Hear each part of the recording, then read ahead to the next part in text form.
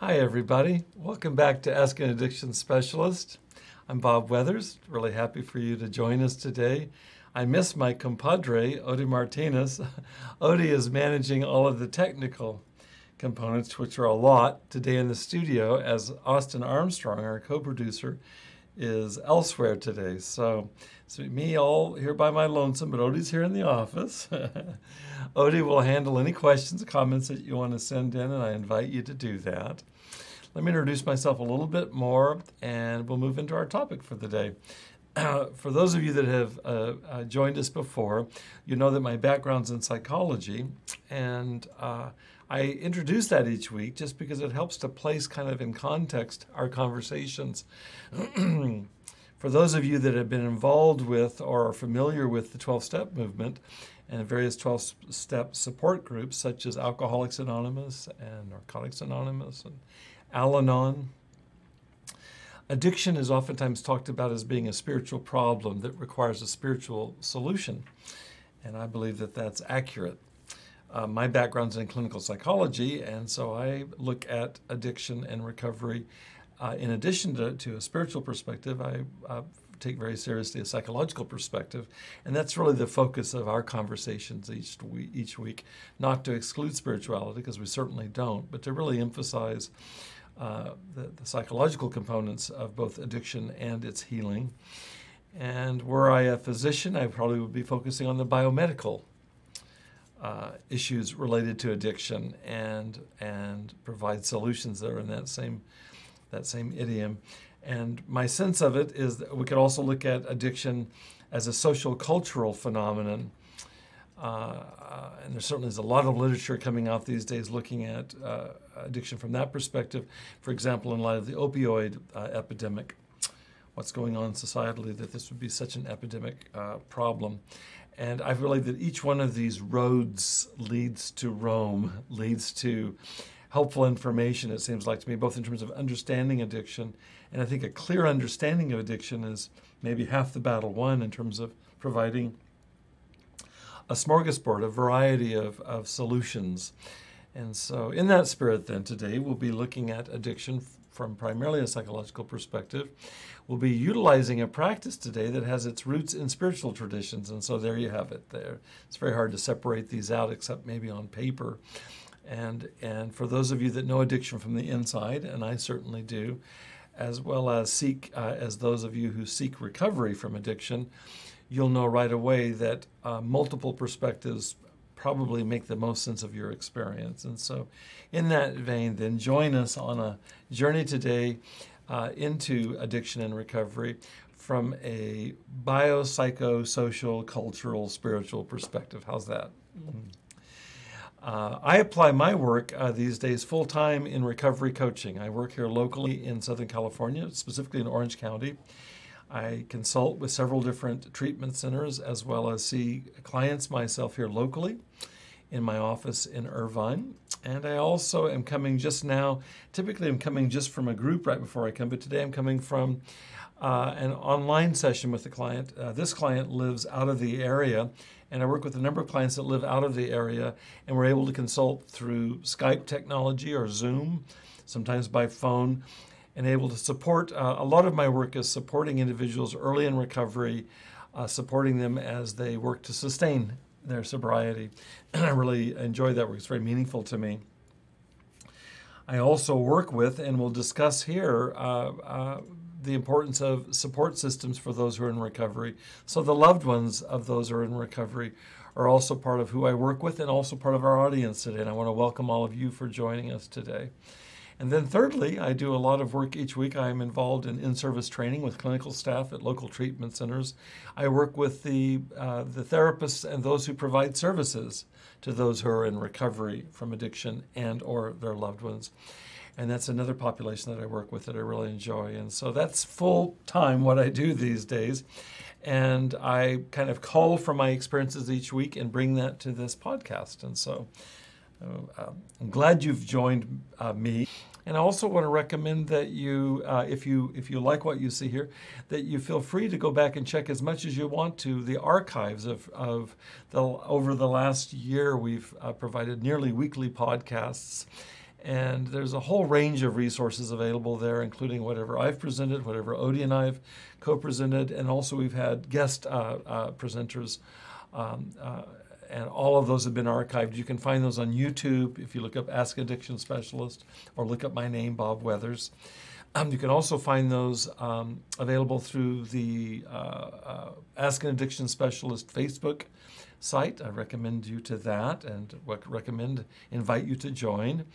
You can also find them at the treatment center that sponsors this specific podcast is Beginnings Treatment Centers. They're here locally. There's a number of different sites. They're locally here in Orange County. And if you go to Beginnings Treatment Centers, if you just look that up on Google, you'll find that they have resources available, and under those resources will be podcasts. And under those podcasts will be a tab for our podcast. So there's a number of different ways of getting this information. So if you find your interest peaked today, I invite you to check out those podcasts too. By way of quick review, last week we looked at the opposite of addiction. And typically the opposite of addiction is understood to be sobriety. That makes sense, and that's accurate. But last week we took some time and looked at the work of the last few years, the British journalist and author Johann Hari, and I recommended that you all check out his TED Talk, in which he finishes the TED Talk by saying the opposite of addiction is ... is connection. And so that was the topic of last week's presentation, is looking at the relevance of looking at addiction as oftentimes being characterized by isolation leading up to the addiction. Certainly active addiction itself, for most of the people I work with, is itself an isolating illness, which only kind of perpetuates the addiction. And so it stands to reason that the one antidote to addiction would be to connect with others. In fact, one of the groups that I led 2 hours ago, I just left that group to meet with this individual client. That was really our topic, was looking at, I came into the group today and I asked for 15 men to identify what do they see as major barriers or challenges in early recovery. And of the 4 men who raised their hands, we work with all of these topics and weave them together. 3 of the 4 talked about the challenges with managing relationships, both in terms of isolation, as well as maintaining friendships, as well as managing friction in friendships. And so the focus really was on connection and or disconnection, and how that's right at the heart of successful recovery. Someone says, great to see me. Thank you. And I'm glad you're with me, whoever that is, and thank you for joining us. And I'm going to announce, they say, I'm looking forward to the topic today. Here's the topic for today. The title of today's presentation is Forgive and Remember. The relevance of that pause with a little comma is that most of us have been raised to believe that we ought to forgive and forget. And with any phrase like that, there's good wisdom in that for sure. But what I want to look at is I want to look at some of the limitations of forgive and forget, that admonition in the context of recovery. And I'd like to challenge that and suggest that we do best to forgive and remember. And I intend to flesh that out with a few points here. And really, as I mentioned earlier, the centerpiece of today's podcast will really be an extended meditation that looks at forgiveness, not only forgiveness between ourselves and others, but also forgiveness within ourselves. Every few months, I'd like to bring in this forgiveness exercise into our podcast here at Ask Addiction Specialist for a couple of reasons. One is that I found it absolutely central to my own recovery these past several years. In fact, as we'll talk more into it, it's a part of my daily practice at this point in terms of my early morning quiet time. I've also utilized this forgiveness practice regularly with the clients that I work with. I meet with 12 groups a week with different clients. What's in common is all of them in early recovery from addiction. And I utilize this particular meditation that we're going through not infrequently in our groups. And I'm going to tie a little string around my finger right now to also notice that it doesn't always work. I feel like it's important to say here that I don't feel like there's any magic bullets. There's no magic incantation or formula to resolve something as complex as addiction, just the way we were talking about it, where there's multiple components, multiple contributing factors that relate to addiction. And it doesn't make any sense that there would be some simple one-size-fits-all solution to addiction, in my mind anyway, either.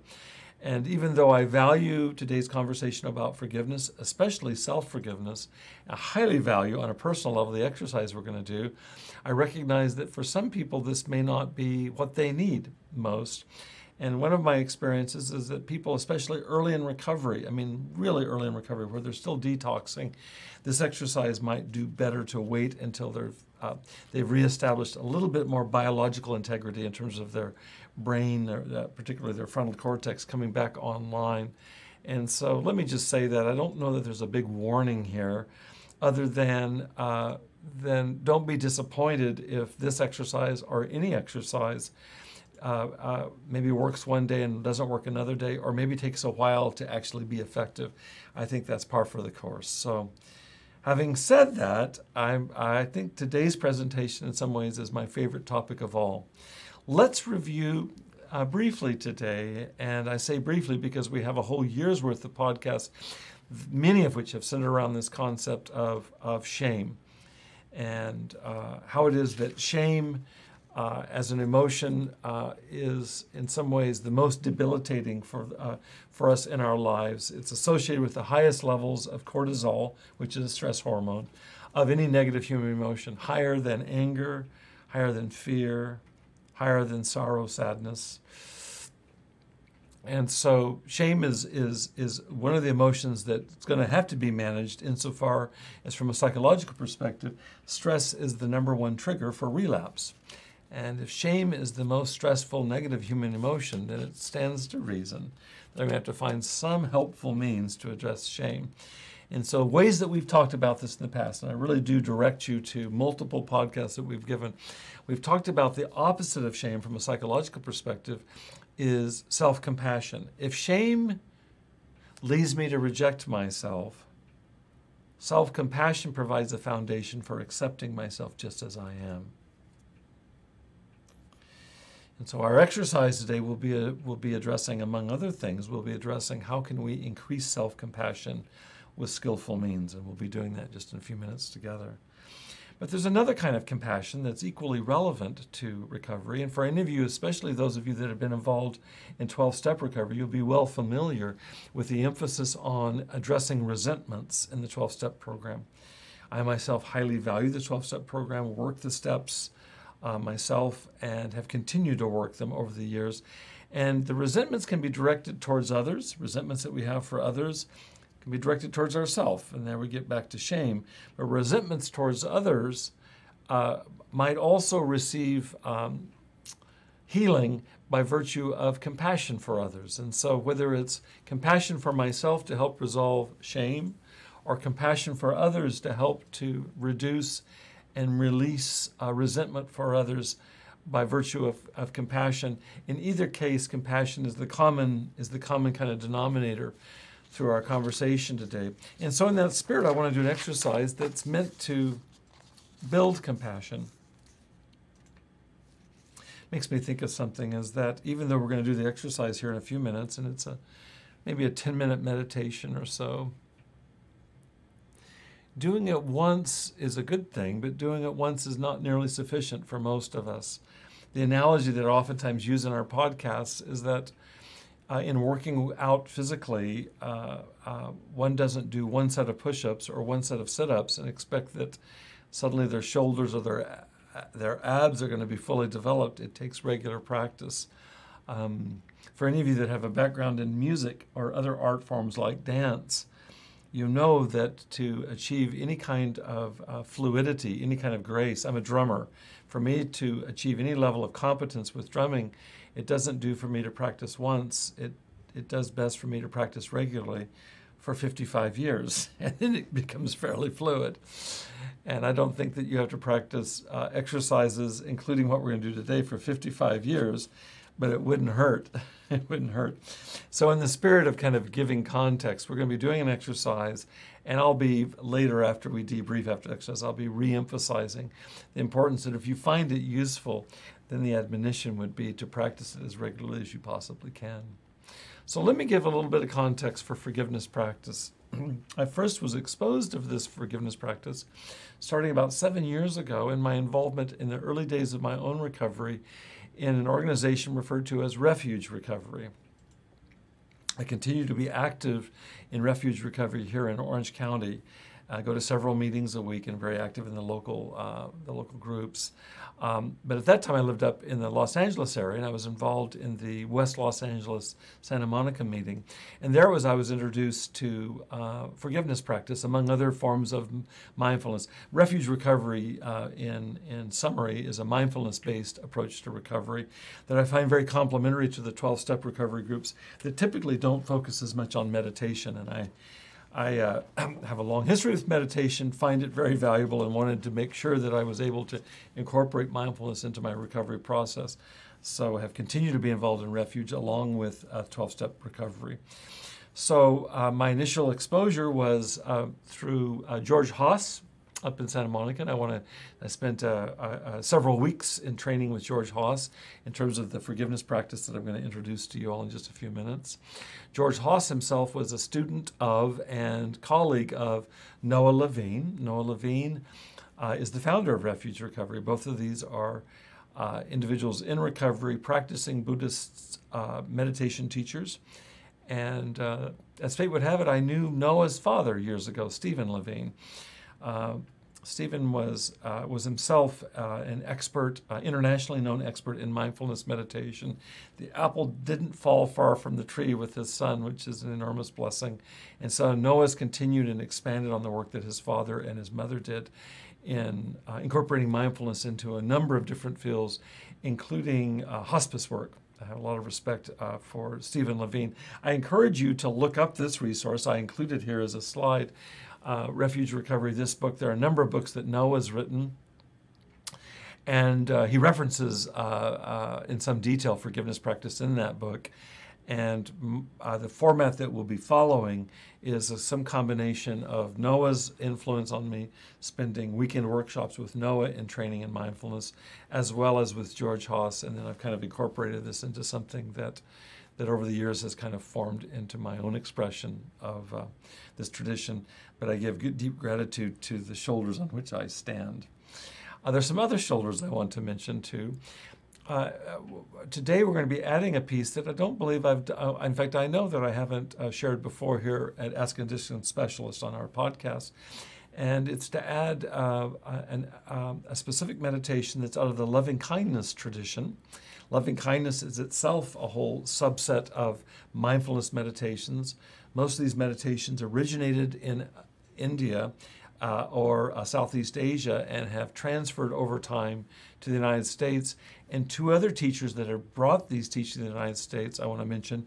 Sharon Salzberg is the author of this particular book that I'm mentioning here, Loving Kindness. I'm studying that book right now, which when I study a book, I'm going very slowly through it and absorbing it line by line. She is one of the originators of bringing mindfulness traditions from Southeast Asia, specifically what used to be called Burma, Myanmar, and Thailand. She came back with a few colleagues from studying mindfulness meditation in the late 1960s and early 1970s. Some of her colleagues that you may be familiar with if you're familiar with mindfulness, these are big names in the field.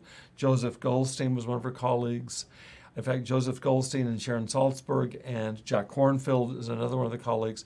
They all came back and established Insight Meditation Society in Barre, Massachusetts in the 1970s. Jack Kornfield later came to the north of San Francisco area and established Spirit Rock Center, which is also mindfulness-based meditation center. Those are the two primary centers of the United States. And those three names here in the United States are right up there with a couple of other people that she studied with. Daniel Goleman was another colleague at that same time in Asia, came back, and Dan has been extremely instrumental in establishing mindfulness here in the United States. In fact, one of the first books I read on meditation when I began meditating myself about 40 years ago was Dan's book entitled The Varieties of Meditative Experience, and it's been published under different titles over the years. Dan has a new book out that's co-authored with another main figure in the mindfulness movement, Richard Davidson. Dan Goleman and Richard Davidson. Richard Davidson is in charge of the mindfulness the Mindfulness Research Institute at University of Wisconsin at Madison, which is one of the 3 centers for research in the United States, the other 2 being at Harvard University, which brings me to the second author mentioned in this slide, the loving kindness slide. Jon Kabat-Zinn has probably been more instrumental in introducing mindfulness techniques into mainstream medicine than anybody else in the world. And so he's a hugely significant figure in the spreading of mindfulness into the mainstream, and has written a number of books on mindfulness that I highly recommend to you. He wrote the foreword to Sharon Salzberg's book here, Loving Kindness. And Jon Kabat-Zinn has been located at Harvard, affiliated with Harvard and Massachusetts General Hospital over the last several decades. The other center that I mentioned University of Wisconsin in Madison, I've mentioned Harvard, is Dan Siegel up at UCLA, has the Mindful Awareness Research Center, MARC, and he's done a tremendous amount of work and published a number of books on mindfulness, including a book on the brain and mindfulness, The Mindful Brain, written books for therapists, The Mindful Therapist, and continues to integrate mindfulness into his writings in his field is referred to as interpersonal neurobiology. And so now you have an overview of some of the main movers and shakers in the United States in terms of mindfulness. And what I'm presenting to you today is culled from these influences for sure. And I mention them by name because I want to give ample respect to these pioneers in bringing mindfulness.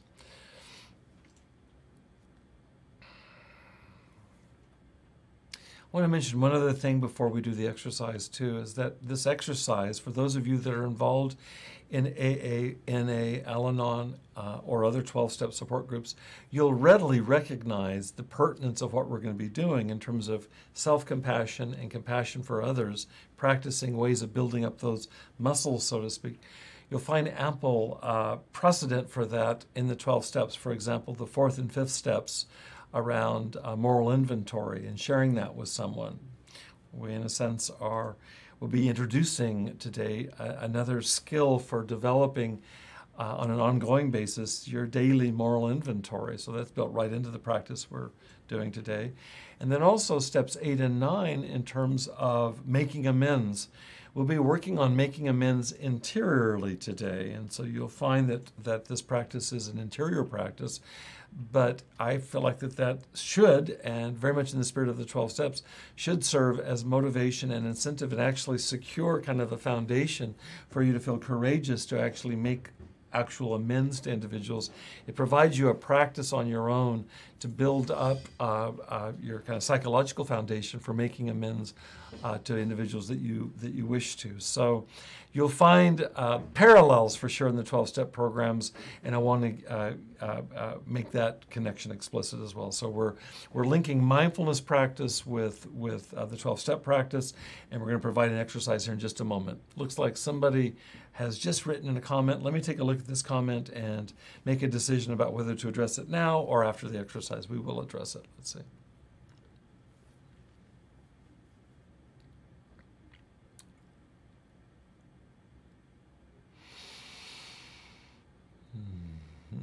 It's a great question. This is from Rick. And Rick, I want to say hello to you, first of all. And I do want to mention your question. It'll help set up this exercise. I really appreciate it. It's very timely. Rick says, how do you suggest dealing with intense emotions that come up during this kind of practice? He says, I got stuck on some anger towards someone, getting further. Oops, I lost the last part. Oh, wait, this was Angela. Sorry about that. This is from Angela. Thank you, Angela. Okay. Hi, Rick. Rick said hi, and now this is Angela. Thank you. Thank you. Thanks for clarifying that, Odie. Okay, Angela asks, how do you suggest dealing with intense emotions that come up during this kind of practice? I got stuck on some anger towards someone, getting further from forgiving them. It's a good question, Angela. I want to recommend a couple of things. I don't know that I have a simple answer to that. The complicated, well, let me try it from a couple, three different angles, then we'll do the exercise, and then let's revisit this as it's pertinent after we do the exercise here together. For anybody who's doing this early on, for example, if this is your first exposure to forgiveness practice, I'm going to recommend, what I'm going to do in just a couple of minutes, I'm going to ask for you to think of somebody that you have wronged in some way, somebody that you've hurt, somebody that you've harmed. Typically it's inadvertent, but it doesn't matter. It's caused harm to them and to the relationship. I'm going to ask for you to think of somebody specifically. I'm not going to ask for you to share who that is. It's your private choice. But I want you to find somebody that you can do that with that matters to you. But I think in the spirit of Angela's question, I think it's really important for us to pick somebody, especially if we're just beginning this practice. Angela, I know that you've had a lot of experience with this. Angela was recently with us. She has a ton of experience with meditation practice, including this exercise. But for those of you that are beginning, I recommend that you titrate. And what I mean by that is start easy. Start easy. Like stick your toe in the water with somebody that feels very manageable to you. I don't recommend picking the most difficult, the thorniest relationship to work on this, especially early on. So that's a recommendation, in a sense, a kind of caveat for all of you who are beginning to be introduced to this this method for the first time. So part of it is knowing when to pick your battles. I think, Angela, you might be asking a different question, is that what happens when I'm in this practice and I get overwhelmed by emotions? I think the word titrate comes back in. If you all know the term titration, it's when you go to if you're in a hospital and there's a bag of medicine, they adjust how much of that flow goes into your body so that you're not overwhelmed by it. They can adjust the amount of medication that's coming in through the medication line. And I'm using that in this sense is that I think there are times where we have to visit and revisit very gradually those relationships that are most difficult. I was thinking on the way in today that I intend for the exercise, I intend to join you in the exercise, even as I'm explaining it. And I felt like there's some work I want to do with my father, who's deceased now, but I want to do some work with my father. But I've worked off and on for the last 7 years with my father, and it didn't start off going very smoothly. And I kind of had to stick my toe in the water and gradually acclimate to it because I had a lot of issues with my father while he was alive, and they didn't stop because he passed. And I'm continuing to want to clear out things for myself and with my father, between my father, wherever he is now, and he certainly is in my heart right now. And so there's an emphasis on gradual process, even for those of us that are more practiced in this.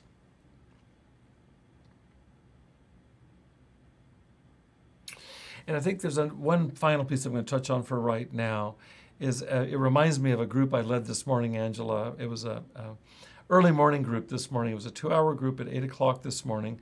And there was a client in the group who talked about PTSD and various approaches to working with post-traumatic stress disorder. How do we work with these such trauma-based fears? I introduced the group to the idea of systematic desensitization. And the example I used, there was a door in the room. And I said, for example, if I have a phobia about elevators, and let's pretend like that door is the door to an elevator, I looked at the group and I said, what do you recommend for me if you guys are going to be my therapist? And one man blurted out, well, you just throw you in the elevator. And he was teasing, which was good because if he was serious, that would have been another issue. And I said, that actually probably isn't the best idea now, is it? Systematic desensitization, which is in the spirit of my answering you, Angela, is that, first of all, and we talked about this together as a group this morning around all of us have vulnerabilities, fears, etc., particularly those of us that are in recovery, is that you start off by relaxing your body. I start off by relaxing my body. And Angela, hews back to your presentation just 2 or 3 weeks ago about trying to aim for that window of tolerance where we can manage our anxiety and finding a way to calm ourselves. You introduced us to Qigong practice, and today we're going to be looking at mindfulness of the breath as an introduction to this exercise, is that we find a way to locate ourselves in our bodies in as calm a way as possible. So let's say that I'm in this, or that you're in this exercise, and you begin to get activated with anger. I think it makes a lot of sense just to put things on pause and go back to the Qigong practice, go back to the mindfulness practice of just relaxing and beginning to simmer down in terms of the anxiety till we're back in that window of tolerance. And we might decide to end the exercise there, or we might consider taking one more step towards the elevator, so to speak, which is, okay, I'm a bit more relaxed. Let's try this one more time. Take it very slowly. And the idea of systematic desensitization is that we methodically move towards desensitizing ourselves to what it is that's either fearful to us, or in the case of your question, that's angering us. And we might have repeated passes in a single meditation session to try to reduce that anxiety by going back and rekindling that window of tolerance, going back to the source of our anger, and as with your question, as we get too activated to be able to tolerate it, come back out of it and settle down again. And then also recommending a sequence of multiple passes through this. There's no reason that we have to conquer this or anything else in one day. We have time to do this. And so a way of being gentle and kind with ourselves. The medium is the message, isn't it? It's like if the goal here is to reach a place of forgiveness of ourselves and of others, let's start off by being compassionate to ourselves, including our need to take as much time as it takes to be able to approach especially these core relationships that really do activate very strong feelings. Sometimes it's fear, sometimes it's anger, sometimes it's deep sorrow, just some way to honor our bodies. And it's like pressing that window of tolerance the way you talked about it, Angela, and then knowing when to back off a little bit and just allow it to be what it is right now, and to kind of trust our bodies. So that's a start in trying to answer. It's a more complicated, there's a lot more to it, and I know that you know that, but at least this is a start, and I appreciate you asking the question because it helps set up the exercise. Let's move into the exercise now. It's going to take us a few minutes, and I want to have a few minutes to debrief after the exercise. So I'd like you to think now of somebody that you'd like to work with in your mind's eye, in your heart, somebody that you'd like to work on asking for their forgiveness. And I'm going to guide us through this work. And in the spirit of Angela's question, what we just said, pick something that feels manageable to you. If recently something's happened where you've hurt somebody's feelings and you feel like you can work with that for a few minutes right now with us, let's do that. If there's a historic injury that you feel like you're in a space to be able to do that work, I encourage you to do that. I also encourage you to trust your instincts if it feels like it's a bit much. You don't need to tackle something that's the most difficult relationship right now. And as we just said in responding to Angela, there's also, at any point, you can pull out of the exercise and just do some deep breathing. At any point, you can just turn off Odie and Bob. Okay. And I say that respectfully. There's a time for self-care. So honor your own timing with this. When I'm working with individuals and groups, we're constantly checking in to see how we're doing with this. It's harder for me because I don't see you. We're not in the same room right now. But let's pretend that we are and that you have complete permission to care for yourself in terms of managing that window of tolerance. I'm going to close my eyes, and I invite you to do that too if you're comfortable with that. If not, maybe just lower your eyes to reduce distraction. We'll just do a little bit of mindfulness of the breath to begin with, just because I want to focus mainly on the forgiveness practice, okay? Taking a deep breath in to start with your eyes closed or lowered. And release that when you're ready. Taking another deep breath when you feel ready. And let that go when you're ready. On the next in-breath, take the air all the way in and feel your abdomen rise. That's your diaphragm filling. So just breathe in, feel your stomach rise. Breathe out, feel it fall, gently fall. Breathing in, rising down in your belly. Breathing out, gently falling. Do that for 2 more breath cycles, just noticing the rising and falling of your abdomen.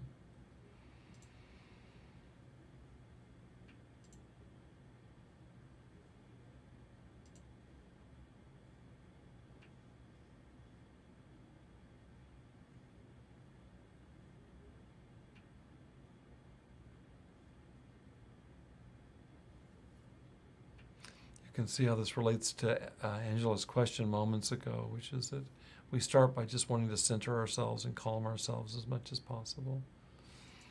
In this space, then, think of the person that you've in some way hurt or wronged or offended, disappointed. I'm going to take us through 3 successive strands. I'll just talk us through each one of these and make it as concrete and clear as possible and invite you to join me. I want you to imagine in your mind's eye saying to this individual, for whatever I have done to you or not done for you, causing you harm, please forgive me. So whatever it is that you've done or maybe not done, imagine what that felt like to this individual and ask them if they'd be willing to let go of that resentment, if they'd be willing to forgive you.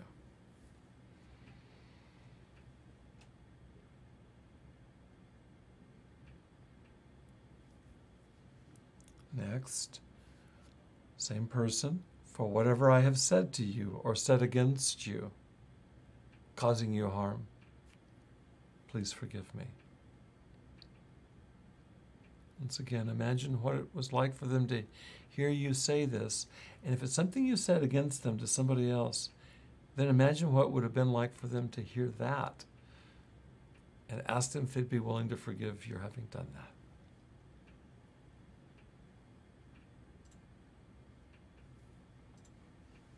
Next, for whatever I have thought about you or thought against you, causing you harm, please forgive me. In this case, it's quite possible that they don't know what you thought about them.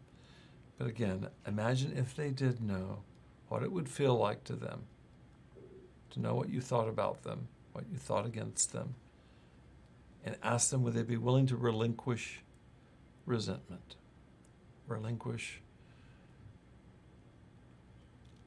holding a grudge.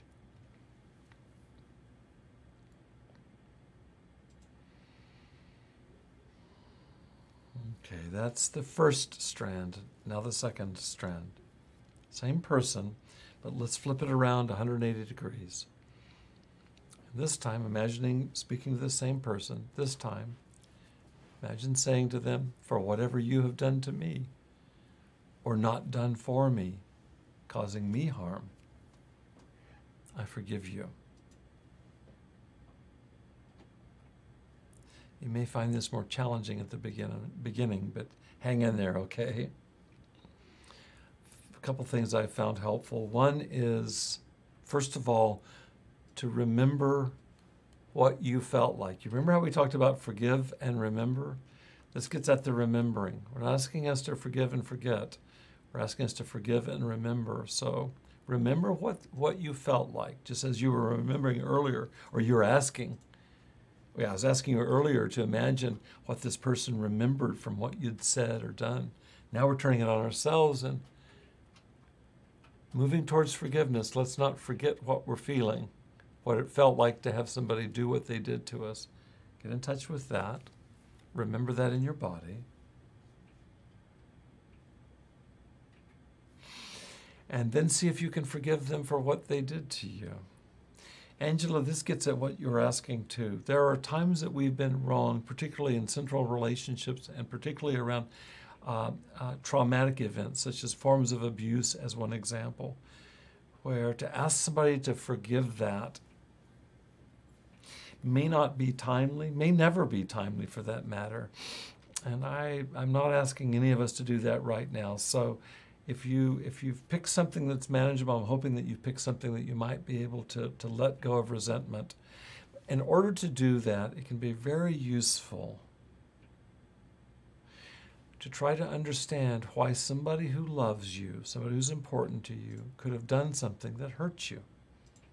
So try to see if you can find some explanation, a way of understanding it. We're not talking about making excuses. We're talking about building an understanding so that we might move towards forgiveness. So, one more time. For whatever you have done to me or not done for me, causing me harm. Remember what that felt like. I forgive you, aided by my understanding of how you could have done that to me.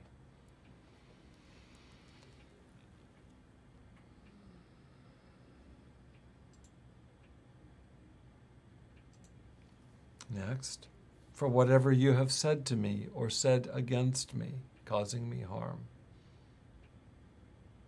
I forgive you. Remember something that this person said to you, or maybe what they might have said to somebody else and what that would have felt like. Remember what that would have felt like. We don't want to bypass that feeling.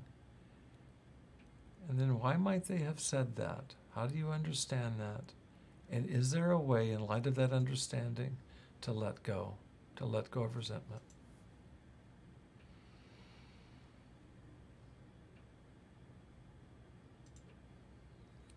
Next, for whatever you have thought about me or thought against me, causing me harm, I forgive you. Imagine if you knew what they said against you to someone else, what that would have. That's the second strand. And the third and final strand, here we go.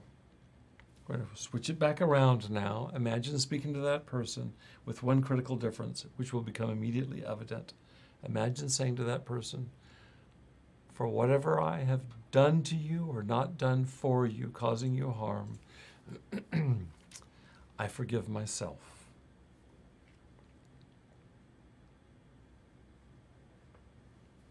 See if you can imagine what they felt like when you did what you did. And as we just did for the other person, now do that for yourself. Can you come to an understanding of how or why you might have done something that harmed somebody that you care about? And can you forgive yourself for that?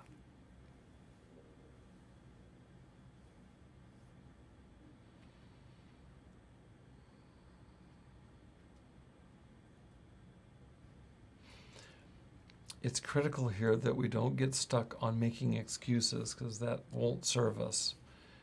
It's also key that we have some understanding or explanation. Otherwise, there's no way to make sense of what happened.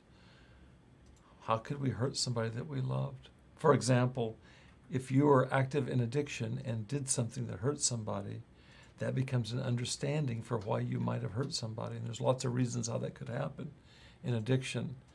And it only becomes an excuse if you don't address your addiction.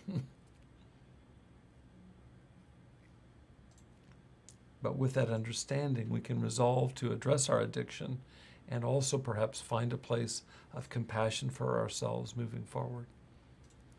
Next, for whatever I have said to you or said against you, causing you harm, I forgive myself. Imagine what they felt like.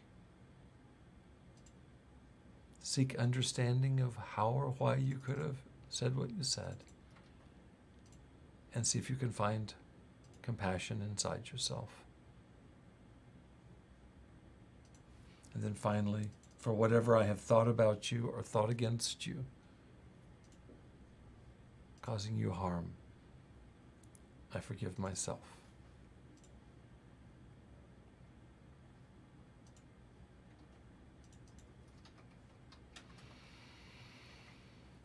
Okay. Let's take a couple more deep breaths just here at the end of the exercise. Deep breath in and out.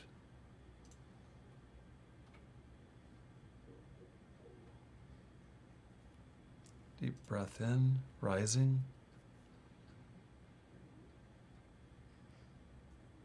Deep breath out, falling. You can open your eyes when you're ready to come back.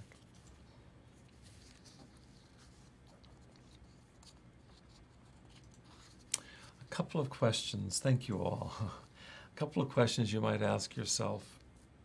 And I recommend that you actually write this out, journal it to yourself. What did you find most helpful? What was most useful to you in this exercise? Might be important to bookmark that. We talked about how if this is useful for you, it's helpful to repeat it. This becomes a rationale for repeating it. I found this helpful.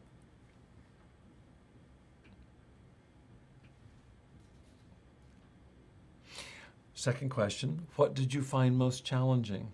Angela shared earlier something that she finds challenging. What happens if intense emotions get stirred up? And we suggested some ways of managing that and moving through that patiently and gradually. And maybe that wasn't your challenge. Maybe there's another challenge. I've shared this enough with people and also done this enough myself to realize that sometimes it's very challenging to take that move from the first strand, which is asking somebody for forgiveness, and then turning that around and finding something to forgive somebody for.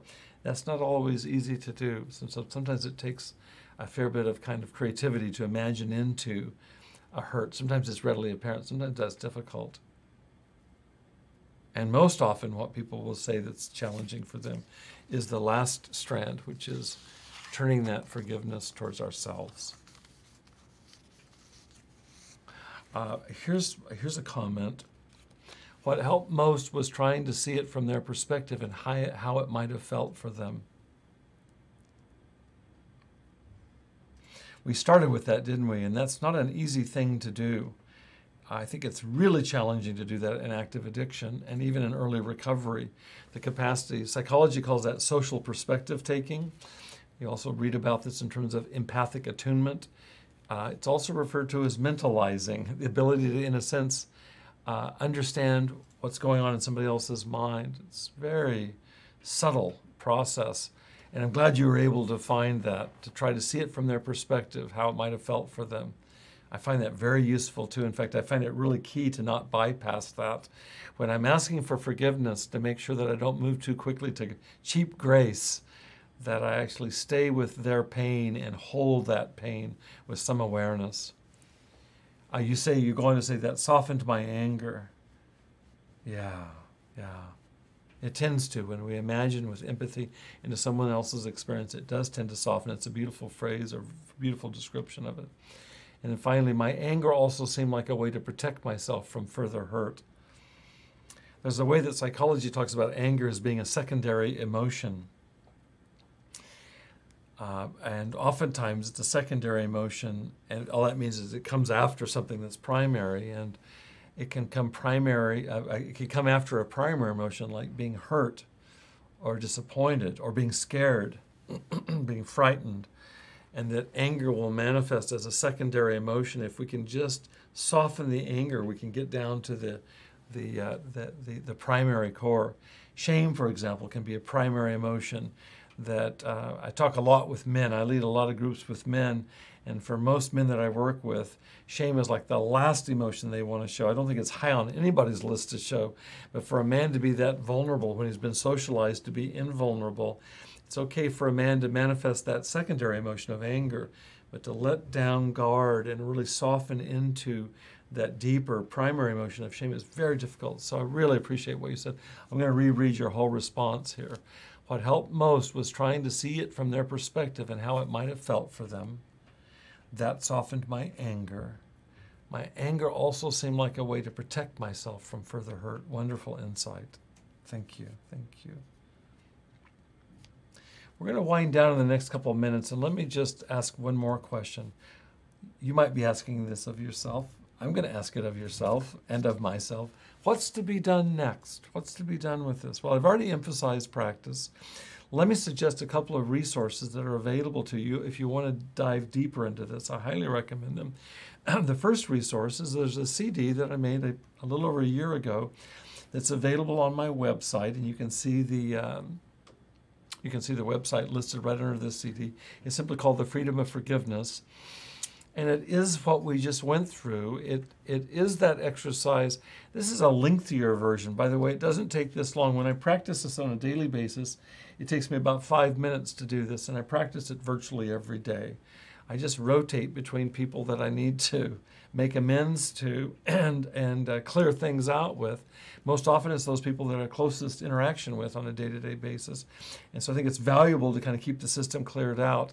And so this lengthier introduction I just gave you, that's on this CD, as well as a more abbreviated kind of cut to the chase version that really is about a 5-minute meditation. And in both cases, my dear friend Doug Prater has provided a musical backdrop that itself is calming, and that gets at what Angela was asking earlier. How do you manage these intense emotions? Well, it can help to have soothing meditation built into it. And Doug Prater has created music which uses binaural beats, which themselves help to calm our brain as we're doing this. So I recommend this as a resource. You can find out more about that resource online at my website. I also recommend that you go to YouTube and just look up this video that I have next. It's on YouTube, and the title of it is The Journey of Integral Recovery, specifically episode 13. The subtitle is The Healing Power of Forgiveness. I mentioned Doug Prater. Doug, John Dupuis, and I have about a year's worth of podcasts that we've done. We've taken a break for the last several months and hope to get back to it. But there's a huge archive of resources there that's very much complementary to the podcast that you're watching right now, which is Ask an Addiction Specialist.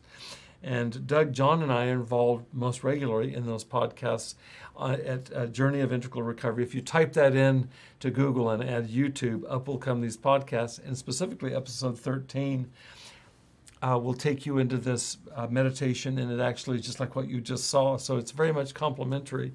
It was done over a year ago, so what you saw today is kind of the refinement that comes over time. But I think that you'll find these three free resources: today's practice, the YouTube video, and the CD. All three of those, you're very welcome to dip into those resources and deepen your own work. I highly recommend that you kind of modify according to your own preferences this meditation. I've done the same thing. I referenced Noah Levine and George Haas earlier, and Sharon Salzberg and John Kabat-Zinn. I've collated the best of what I've gotten from them and found a practice that works for me, and I trust that you'll do the same. Let me offer a challenge as we wind up for today. Let me challenge you to consider practicing self-forgiveness, this practice, as a daily practice, even for a week. What would it be like to set aside 5-10 minutes a day for the next 7 days to see what it's like, to see how it develops, see if you develop some momentum, some familiarity, some comfort with it, and see if it doesn't bear more fruit for you, even than today's exercise. I'm hoping that today's was suggestive and kind of piqued your interest, and then you might be willing to follow this up. I've mentioned this before, and I'll mention it again. This practice that we just utilized, of all the tools in my own kind of ongoing recovery practice, day-to-day practice, which includes physical exercise and prayer and meetings and groups and reading, etc., etc. I believe that this exercise for me has been the most instrumental to my own sustained recovery, this forgiveness practice. And it might serve you beneficially as well, and I'd be deeply, deeply supportive of you giving that an experiment to see how it settles into your own recovery practice. It's not only for those in active recovery. It can be, as I mentioned earlier, for anybody, including loved ones of those in recovery, where there needs to be some process for letting go of resentments and moving through towards self-compassion, recovery, and the families of those in recovery, this is a way to keep the system cleared out. The technical term for this in therapy and counseling is countertransference, is that you want to keep your system as clear as possible so that you're not bringing that in and imposing that on the therapy or counseling. So this is, I think, a very useful practice as well, so I highly recommend it to you. Today's lesson has been to forgive and remember. You'll notice in all three of those strands, it wasn't about trying to bypass or cover over pain we've caused to others, or for that matter, pain that we've experienced ourselves. It's about remembering that, but remembering it in a healing way. As I shared this morning with the analogy of the elevator phobia, the only way to move through a phobia like that, the only way to move through PTSD, the only way to move through wrongs or harm that's been done to us in relationship, including betrayals of trust, is to face that betrayal of trust and to move towards it. But it requires skillful means to do that, implied in Angela's question and implied in our trying to create a safe context of meditative calm, ideally, that window of tolerance that Angela talked about 2 weeks ago, and really just gradually dropping into facing these resentments either towards others or towards ourselves, and beginning to gently kind of free ourselves from being enslaved to them. So, forgive and remember is the call here for today. There is hope, as always, in our podcast. We finish with hope that's tied into today's presentation, is that we can begin to heal from these resentments, whether it's towards ourselves or towards others. And today's presentation is aimed at providing skillful means for achieving that goal. Our ultimate goal is for a deeper sense of connection with others, a deeper sense of connection with ourselves, and to live vital lives where we thrive, not just survive. And so I'm all for vitality. And I feel like that keeping the river flowing, keeping the system cleared out can be well served by exercises like today's. And so I hope that you'll feel free to come back. You can come back to this podcast. You can come back to YouTube and review this podcast as many times as you need to until you have it inside of you. You're also welcome to ask any further questions you might have of me by sending them to me. You can send them to drbobweathers.com, and I'll be happy to respond to you. There are resources on that website as well for what we talked about today. And so please consider yourself invited to reach out to me there, all right? Thank you all for joining me. A word about next week. I'll be out of town next week, and so we won't be meeting next week for Ask Addiction Specialist. Bear with me. Wish me blessings as I travel. We'll be back in 2 weeks, and we'll be bringing back in 2 weeks a guest that was with us just a few weeks ago, Dr. Cheryl Bildner from New Hampshire.